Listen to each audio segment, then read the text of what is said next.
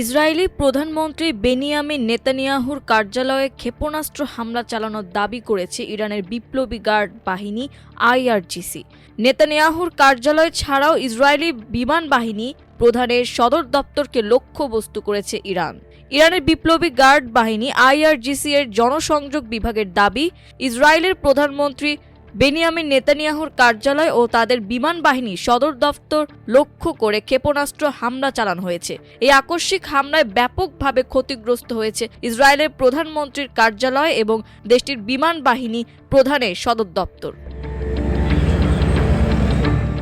বিপ্লবী গার্ড বাহিনীর এক বিবৃতি অনুযায়ী প্রধানমন্ত্রীর কার্যালয় দপ্তর এবং বিমান বাহিনী প্রধানের সদর দপ্তরকে মূল লক্ষ্যবস্তু করা হয়েছে। এই হামলায় ইরানের তৈরি খাইবার ক্ষেপণাস্ত্র ব্যবহৃত হয়েছে। নেতানিয়াহুর সর্বশেষ প্রকাশিত ভিডিওটি কয়েক মিনিটের ছিল, যা প্রায় 5 ঘন্টা আগে সম্প্রচার করা হয়েছে। এরপর থেকে তার আর কোনো নতুন ভিডিও বা ছবি কোথাও প্রকাশিত হয়নি।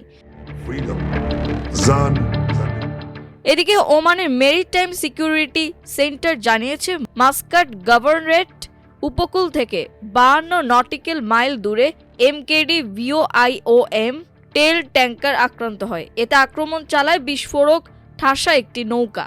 হামলার ফলে ইঞ্জিন রুমে বিস্ফোরণ ঘটে এবং অন্তত একজন ক্রু নিহত হয়েছে। এছাড়া 21 জনকে নিরাপদে সরিয়ে নেওয়া হয়েছে। ওমানের রয়্যাল নেভির একটি জাহাজ ট্যাঙ্কারটির দেখভাল করছে এবং ওই জলসীমায় চলাচলকারী জাহাজগুলোর জন্য প্রয়োজনীয় নৌপথ সতর্কতা জারি করা হয়েছে। কাতারের প্রতিরক্ষা মন্ত্রণালয় দাবি করেছে, ইরানি 2টি ড্রোন রাশ লাফান শিল্প শহরের জ্বালানি স্থাপনায় আঘাত এনেছে। একটি ড্রোন মেসাইদের বিদ্যুৎ কেন্দ্রের পানির ট্যাঙ্ককে লক্ষ্য করেছে এবং অন্যটি রাশ লাফান শিল্প শহরে কাতার এনার্জির একটি জ্বালানি প্রতিষ্ঠানকে লক্ষ্য করেছে। কোনো মানুষের ক্ষতির খবর পাওয়া যায়নি। মন্ত্রণালয় বলছে, হামলায় হওয়া ক্ষতি এবং লোকসান সংশ্লিষ্ট কর্তৃপক্ষের মাধ্যমে মূল্যায়ন করা হবে এবং পরে একটি আনুষ্ঠানিক বিবৃতি দেওয়া হবে। অন্যদিকে যুক্তরাষ্ট্র ও ইসরায়েলের যৌথ হামলায় ইরানের নাতানজ পারমাণবিক কেন্দ্রটি ক্ষতিগ্রস্ত হয়েছে।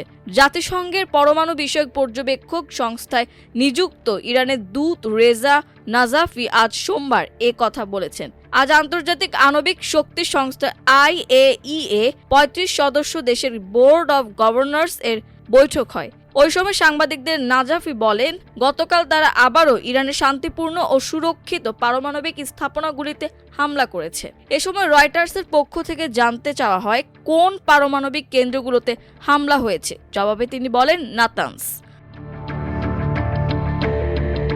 মাল্টিমিডিয়া ডেস্ক, আমার দেশ।